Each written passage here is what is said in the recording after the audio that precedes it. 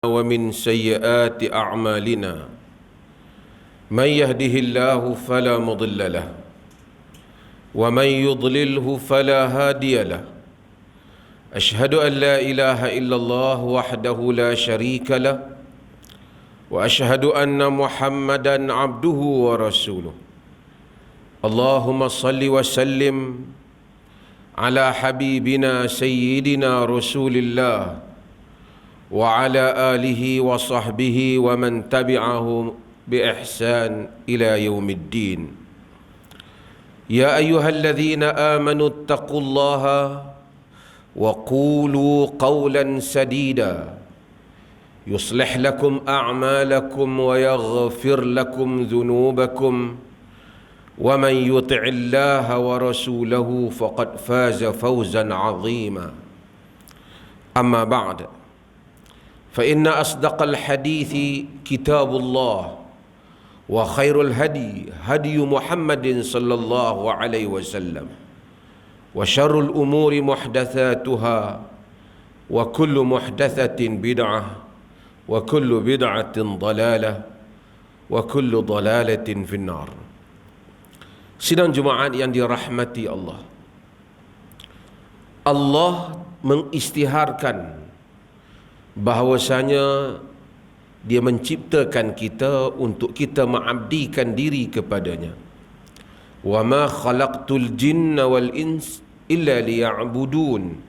Tidak aku ciptakan jin dan manusia melainkan untuk mereka mengabdikan diri kepadaku. Namun jikalah yang dikatakan mengabdikan diri kepada Allah itu tertumpu kepada salat, tertumpu kepada urusan di dalam masjid, tertumpu di dalam urusan ibadah yang khusus, tentulah manusia hidup di dalam kesukaran. Kerana manusia itu tidak boleh 24 jam berada dalam masjid. Dia perlu makan, dia perlu minum. Dia ada keluarga. Dia perlu menjaga dirinya, kaum keluarganya, dia perlukan rumah. Untuk menghasilkan kehidupan, manusia perlukan pekerjaan. Untuk membolehkan manusia hidup secara berperaturan, manusia memerlukan sistem pergaulan atau sosial yang betul di kalangan mereka. Untuk itu maka Allah Subhanahu wa taala bukan saja jadikan ibadah itu berkaitan dengan sembahyang, puasa, zikir, salat sahaja. Allah menjadikan bekerja untuk mencari rezeki yang halal itu termasuk juga di dalam ibadah. Maka dengan itu Allah Subhanahu wa taala meluaskan agama ini, syariat ini meluaskan maksud ibadah supaya bukan saja manusia boleh mendapat pahala ketika dia berada di dalam masjid ataupun di tempat salatnya, tetapi manusia boleh mendapat pahala ketika dia pergi menuju ke tempat kerjanya, ketika dia bekerja, ketika dia berusaha, ketika dia berladang, ketika dia berada di pejabatnya, ketika dia berada di kilangnya, ketika dia menghasilkan petukangannya.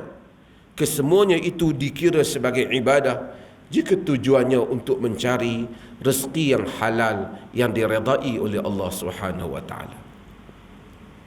Hari ini hari Jumaat, kita baca surah Jumaah. Bila Allah Subhanahu wa taala selepas habis memerintahkan kita hadir kepada Jumaat, Allah kata apa? Allah kata fa idza qudiyatis salah fantashiru fil ard wabtaghu min fadlillah wadhkurullaha katsira la'allakum tuflihun. Maksudnya fa idza qudiyatis salah, apabila telah diselesaikan salat, fantashiru fil ard, bertebaranlah kamu di atas muka bumi. Wabtaghu min fadlillah, dan carilah daripada kurniaan Allah, cari rezeki, cari kelebihan. Wadhkurullaha katsira, dan ingat Allah banyak-banyak. La'allakum tuflihun, mudah-mudahan kamu akan berjaya. Yani kalau ikut di dalam Al-Quran, hatta hari Jumaat orang bekerja. Selepas selesai Jumaat, Allah tak kata duduk lagi di masjid, pergi bekerja, sambung urusan. Sebelum Jumaat Allah cakap tinggalkan jual beli, wadharul bai', tinggalkan jual beli, menunjukkan hari Jumaat masih lagi orang buka kedai dan masih lagi orang berniaga. Sidang Jumaat yang dirahmati Allah, untuk memberikan kepahaman ini supaya orang Islam faham bahawasanya apabila dia pergi cari rezeki, keluar cari duit untuk diri dan anak-anaknya adalah ibadah. Nabi SAW memahamkan para sahabat yang pada peringkat itu masih lagi wahyu masih turun, masih lagi dalam proses untuk memahami agama dan tabiat agama. Apabila lalu satu orang pemuda, sihat tubuhnya, kuat dia, di kalangan para sahabat Nabi SAW ada kata, "Lau kana hadza fi sabilillah." Alangkah baiknya jika tubuh yang sihat ini, yang pergi kerja kuat ni, pergi berjuang pada jalan Allah. Yang ni pergi jihad, ini pergi kuat cari makan. Lebih baik dia pergi jihad saja, tak payahlah duk teruk-teruk cari kerja. Nabi SAW betulkan, jihad perlu, tapi cari makan juga perlu. Apa Nabi kata? In kana kharaja yas'a ala waladihi sigharan fahuwa fi sabilillah. Jika dia keluar untuk bela anak dia yang kecil, untuk dapat rezeki untuk anak dia yang kecil, dia pada jalan Allah. Wa in kana kharajan yas'a ala abawaihi shaykhaini kabirain fahuwa fi sabilillah. Jika dia tak ada anak pun, dia keluar kerana nak cari rezeki, nak bantu untuk kedua ibu bapa dia yang tua yang dah tak mampu cari rezeki, dia berada pada jalan Allah. Wa in kana yas'a ala nafsihi yu'iffuha fahuwa fi sabilillah. Jika dia keluar untuk diri dia, memang mungkin dia tak ada family, macam bujang lagi, keluar untuk diri dia supaya dia tak ambil harta benda orang, supaya dia tak mencuri, supaya dia tak buat yang salah. Nabi kata jika dia keluar untuk dirinya supaya dirinya mendapat yang halal, dia berada pada jalan Allah. Wa in kana kharaja ria'an wa mufakharatan fahuwa fi sabili syaitan. Kalau dia keluar kerana nak tunjuk megah kat orang, maka dia pada jalan syaitan. Yang tu baru jalan syaitan. Hadirin Jumaat yang dirahmati Allah, apabila kita tahu macam ni, maka kita tahu ada beberapa perkara kita kena buat. Pertama, kita kena tahu orang Islam dia kerja. Tak ada orang Islam yang duduk di rumah, duduk tunggu orang bantu dia. Yang ni tak ada. Kerja disuruh oleh agama. Siapa yang duduk di rumah saja, dia kata duduk pun tak apa, dia pun tengok kita tak nak kerja, dia pun main hantar bantuan. Dia menyanggahi agama dan menyanggahi suruhan agama, suruhan Al-Quran. Bekerja sesuatu yang disuruh oleh Allah. Tak boleh ada suami duduk di rumah tak kerja, isteri duduk pulun cari buat kuih, buat apa, suami dia duduk saja. Tak boleh ada orang badan masih sihat, demam sikit-sikit, boleh lagi usaha yang lain, dia tak buat dah. Dia hanya tunggu bantuan, dia komplain bantuan tak sampai.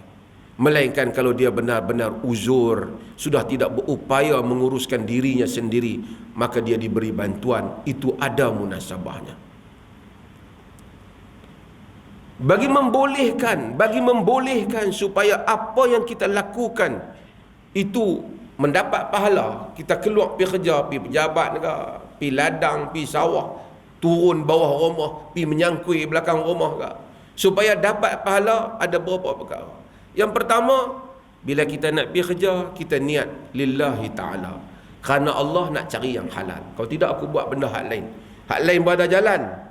Boleh manusia ni jual ketum, jual dadah, memang banyak duit, haram. Maka kita tak buat yang tu, kita buat yang ni kerana semata-mata cari redha Allah, supaya Allah tak marah dan kita mendapat rezeki yang halal. Itu dulu. Wa ma umiru illa liya'budullah mukhlishina lahuddin. Mereka tidak diperintahkan melainkan untuk mengabdikan diri pada Allah, ikhlas kepadanya agama. Yang kedua, hak kerja yang kita buat itu tak boleh bercanggah dengan ajaran agama. Ada orang keluar pergi kerja, macam kita kata tadi, tapi dia keluar dengan benda yang mencanggahi ajaran agama. Dia nak cepat. Dia tanam ketum, dia masak ayam ketum, memang untung cepatlah. Rosak masyarakat kita dan masak budak-budak kita, habis anak-anak kita. Ambil harta orang, dia masuk dalam skema, tipu orang, dia jual ayak liok, dia bohong orang. Ini semua adalah pekerjaan juga, tapi ia haram di sisi Allah Subhanahu wa taala. Allah menyatakan kulu mimma razaqnakum halalan tayyiba. Makan apa yang kami rezekikan kepada kamu yang halal lagi yang baik. Washkuru ni'matallahi in kuntum iyyahu ta'budun, dan bersyukurlah pada nikmat Allah jika kamu benar-benar mengabdikan diri padanya. Yang ketiga, yang ni kita kena ingat sikit, semua kita lah, daripada yang bagi khutbah sampai yang ke bawah. Kerja kena sungguh-sungguh. Dalam dunia ni manusia kerja yang berhasil. Dulu orang kata kerja sungguh-sungguh ni, orang faham kerja banyak, tapi orang tak kerja yang bijak. Work smart, bukan work hard. Kerja yang smart, kerja yang menghasilkan. Ada orang buat kerja banyak, tapi kerja tu orang boleh buat simple saja, menghasilkan hasil yang lebih baik. Itu satu hal. Yang kedua, kadang-kadang orang dia buat kerja, orang dalam bahasa kita halai balai, buat ambil kata supaya orang kata tak buat kerja lah. Itulah yang menyebabkan kita gagal untuk membangunkan umat Islam. Kalau duduk di pejabat, dia tak dapat menghasilkan produk yang bagus, kesan dan impak yang bagus. Nabi SAW dalam hadis yang diriwayatkan oleh Al-Imam Al-Baihaqi, Nabi kata, innallaha yuhibbu idza amila ahadukum amalan an yudqinahu. Allah suka jika kamu melakukan satu amalan, kamu tekun dengan amalan itu. Maksud, kalau nak ukir bagi elok. Setiap kita ni ada potensi dia. Ada orang dia ada kemahiran, dia mungkin tukang ukir yang baik. Kalau dia kembangkan diri dia tu, dia berapa banyak duit dia boleh dapat daripada pertukangan dia. Ada orang dia pandai masak, jika dia betul-betul masak, berapa banyak dia boleh buat duit. Tapi bila tak bersungguh, bukan saja kita tak cemerlang di tempat kerja kita, maksudnya kita tak ada apa yang orang boleh tengok keupayaan kita dalam bidang kita. Masyarakat pun, orang duduk setempat pun orang tak nampak apa yang boleh dia ni kata pandai cat pun tak, pandai paku pun tak, bertukang, tak ada apa kelebihan yang dia pandai. Sedangkan Allah bagi semua ni, kita ada satu benda yang mungkin kita pandai. Maka kita kena cari, kita ni pandai apa? Kita pandai apa? Nabi kata Allah suka orang apabila idza amila amalan an yutqinahu. Bila buat satu amalan, itqan, yakni tekun dalam amalan. Cuba tanya diri kita, aku ni betul pandai apa? Kalau pun mungkin kita dah tak kerja, sekurang-kurangnya orang kampung boleh minta tolong. Korang ambil simple lah, pandai pasang lampu. Sekurang-kurangnya lampu masjid rosak, dia boleh tolong buat. Ada juga benda yang dia pandai. Satu orang kata aku apa pun tak pandai, sedangkan Allah beri keupayaan kita ini, menyebabkan kita tak berkembang dan tak mau pandai. Maips bagi bantuan banyak daripada rumah ke rumah. Kalau kita lihat orang kita, rumah mereka susah macam mana pun, dalam konteks orang kampung ni, kita di kampung ni, ada tanah tepi rumah kita ni. Kalau dia tanam cabai, dia tanam sayur, lepas dah duit beli cabai kat dia. Lepas dah duit sayur untuk dia.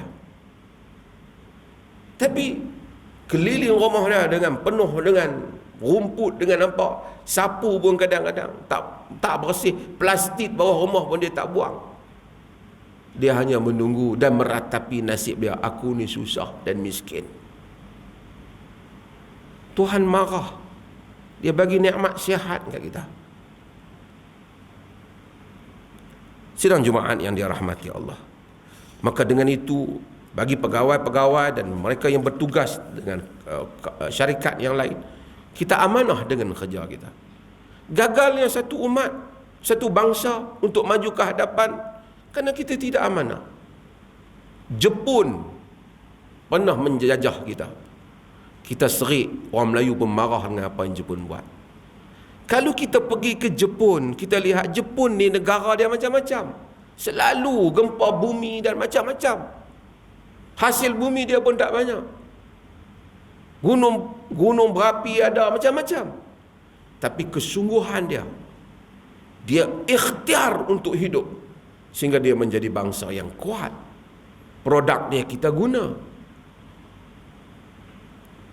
Kesungguhan. Sebab itu, apabila adanya kesungguhan dan adanya amanah dia terhadap harta dia daripada kepimpinan politik negeri dia, negara dia, yang jika dipertikaikan atau terbukti terlibat dengan rasuah, salah guna kuasa, ambil kesempatan, mereka letak jawatan. Padahal mereka tak beragama. Maka negaranya akhirnya kesungguhan rakyat Jepun menghasilkan bukan nikmat pada bangsa Jepun sahaja, nikmat kepada dunia ini, sehingga kereta kita, alat elektronik kita banyak hasil daripada negara mereka.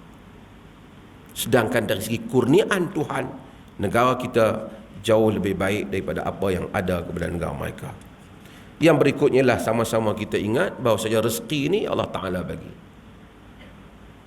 Kita doa pada Allah bila nak keluar pergi kerja.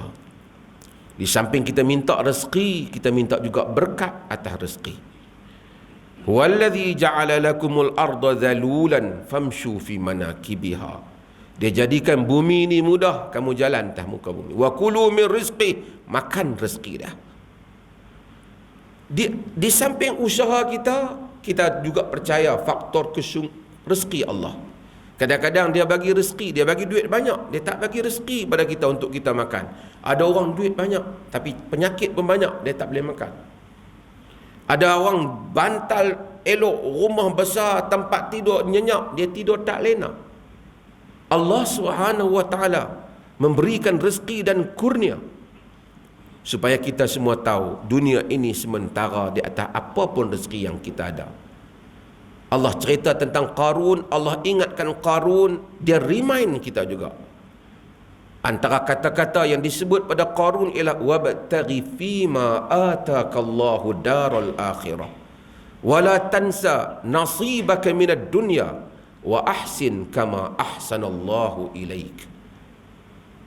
Cari apa pada harta yang Allah beri pada engkau itu kehidupan akhirat. Maksud kalau Allah bagi harta pada kita, cari akhirat dengan harta kita. Wala tansa nasibaka minad dunya, jangan lupa nasib kau di dunia. Yang ni habuan kau daripada di dunia. Maksudnya kalau kita ada duit, bukan saya duit ni keutamaan duit kita, fikir untuk akhirat. Sebab tu sedekah di samping untuk akhirat kita, ia memberkati rezeki kita. Beri pada orang, sumbang kepada orang, bagi pada anak yatim, beri pada orang miskin. Masyarakat yang peka untuk tolong antara satu sama lain. Bukan saja, ini keajaiban. Di dalam ekonomi, 1 campur 1 adalah 2. 3 campur 4 adalah 7. 2 campur 2 adalah 4. Tapi kalau di dalam makna spiritualnya, 2 campur 2 campur berkat, 4 dan plus. 4 dan tambahan demi tambahan yang lain. Kurniaan Allah dengan RM4 ataupun RM20, RM50 yang diberkati, kehidupan lebih baik dibandingkan RM200 yang tidak diberkati. Maka dengan itu, di samping kerja sebagai ibadah, peruntukan-peruntukan kita yang ada untuk bersedekah dan seumpamanya, mudah-mudahan Allah Subhanahu wa taala merahmati kita. Barakallahu li wa lakum fil Qur'anil azim wa nafa'ani wa iyyakum bil ayati wa dzikril hakim.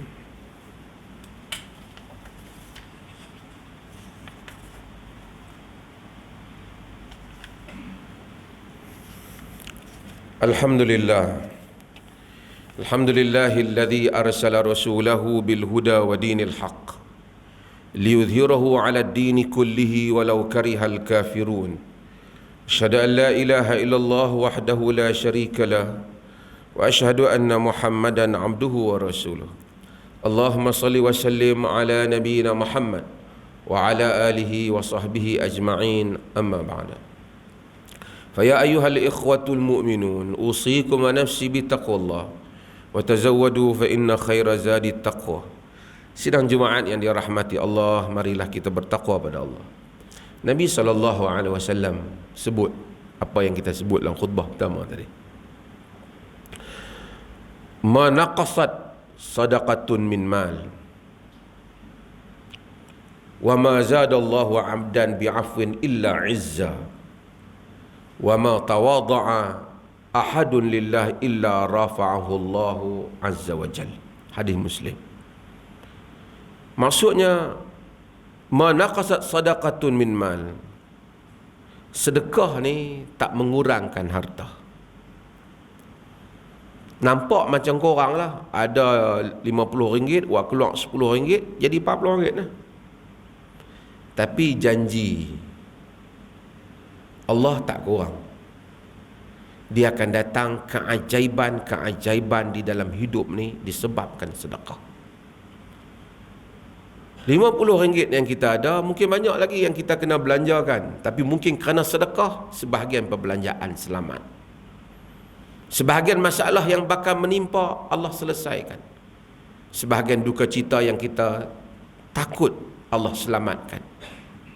Sebab itu Nabi kata, sedekah tak mengurangkan harta. Dan tidak mengurangkan, Allah tak menambah bagi seorang hamba dengan kemaafan, melainkan kemuliaan. Kita maafkan, walaupun kita boleh bertindak, maaf. Tidak tawaduk satu orang kerana Allah, melainkan Allah mengangkatnya. Hadis ni semua mengingatkan kita bahawasanya supaya kita bersedekah. Dan sedekah ni dia akan menimbulkan satu sikap yang baik. Orang orang yang tak bagus ialah orang yang 24 jam fikir nak menerima daripada orang. Sebab itu agama kita suruh sedekah, upah fikir aku nak memberi. Sebab itu dalam slogan Majlis Agama Islam Perlis ni, kita dalam membantu golongan asnaf, kita kata kita nak bantu dia sehingga daripada penerima zakat kepada pembayar zakat. Bagi macam-macam skill, hantar kursus, macam-macam kursus kita buat. Cuma kadang-kadang orang kita tak minta. Maib sediakan macam-macam. Apa kursus nak, habang dia nak hantar ambil. Supaya dia balik, dia boleh memberi, bukan saja dia menerima. Kerana memberi akan membawa kepada banyak keberkatan. Tapi manusia jangan tunggu kaya. Ada RM5, bagi RM5. Ada RM10, bagi RM1. Walaupun orang kata RM1 nak boleh buat apa, bagi. Belajar memberi. Dengan memberi mendatangkan berkat. Dengan memberi ada izzah, ada nilai tinggi di dalam jiwa kita. Supaya kita tidak rendah jiwa dan kita selalu bergantung dengan Allah Subhanahu wa taala. Inna Allah wa malaikatahu yusalluna 'alan nabi ya ayyuhalladzina amanu sallu 'alaihi wa sallimu taslima. Sesungguhnya Allah dan malaikat yang berselawat kepada Nabi. Wahai orang-orang yang beriman, hendaklah kamu berselawat dan salam kepadanya. Allahumma salli ala Muhammad wa ala ali Muhammad kama sallaita ala Ibrahim wa ala ali Ibrahim wa barik ala Muhammad wa ala ali Muhammad kama barakta ala Ibrahim wa ala ali Ibrahim fil alamin innaka Hamidun Majid. Allahumma ghafiril muslimin wal muslimat wal mu'minin wal mu'minat al-ahya' minhum wal amwat innaka sami'un qaribun mujibud da'wat wa qadiyal hajat. Ya Allah, ampunilah seluruh kaum muslimin sama ada yang hidup ataupun yang telah mati. Ya Allah, berikanlah petunjuk, hidayah serta rahmat-Mu kepada kami sekalian hamba-hamba-Mu dan kepada pemimpin kami, terutama Raja Pemerintah Negeri Perlis Tunku Said Sirajuddin Ibnu Almarhum Tunku Said Putra Jamalul Lail, dan Raja Muda Perlis Tunku Said Faizuddin Putra Ibnu Tunku Said Sirajuddin Jamalul Lail, serta kaum kerabat baginda supaya sentiasa beramal dengan kitab-Mu dan sunnah Nabi Muhammad sallallahu alaihi wasallam. Dan Engkau lanjutkanlah usia baginda berdua dalam keadaan selamat, sihat sejahtera, dan semoga dengan kesihatan yang baik yang Engkau kurniakan kepada baginda berdua terlaksananya pemerintahan yang adil lagi diradai oleh-Mu. Ya Rahman, Ya Rahim, kami memohon kepadamu dengan segala kerendahan diri sebagai hamba-Mu. Engkau indahkanlah akhlak kami, Engkau baiki pergaulan antara kami. Engkau peliharalah kami dari penyakit lemah, malas, berfikiran dangkal dan buruk budi pekerti. Ya Rahman, Ya Wadud, Engkau bagi keluarga kami, anak isteri kami, saudara mara kami, jiran tetangga kami dan seluruh urusan mereka yang kami kasihi. Kau jadilah kami umat Islam yang mempunyai ketinggian akal dan budi, mempunyai minda yang unggul dalam menguruskan kehidupan dan menjadi teladan yang baik kepada manusia yang lain. Rabbana atina fid dunya hasanah wa fil akhirati hasanah wa qina adzabannar. Innallaha ya'muru bil adli wal ihsan wa ita'i dzil qurba wa yanha 'anil fahsya'i wal munkar wal baghi ya'izukum la'allakum tadhakkarun.